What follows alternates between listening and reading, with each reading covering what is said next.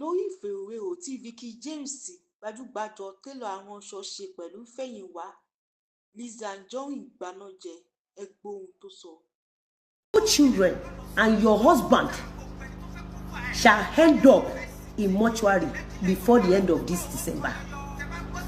Is this not cyber killing? What is the difference between this girl? What is different between these people that I posted and those that Palemoyin people?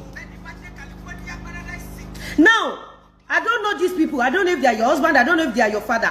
Okay, now these people are they are on your platform. I mention your name, and I ask a lot of bloggers to put your picture and the picture of your children, that before the end of December, your children, your children and the children of Iyabo Ojo will end up in mortuary. How would you feel? And you be the one. Lizzy has fight everybody. She has fought everybody. Lizzy is the one fighting. Lizzy is the one. Why is it that it was after they gave me doctorate? And it was after I resumed back to my estate. Why is it that it was after then, you, Ifeanyiwa, that you will know the burial ground of your children? You now came up with issue of you and your children and Iyabo Ojo's children will end up in mortuary.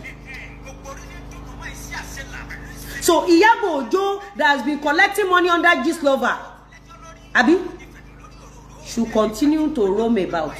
Iyabo Ojo that used Mohbad dead body to collect donations.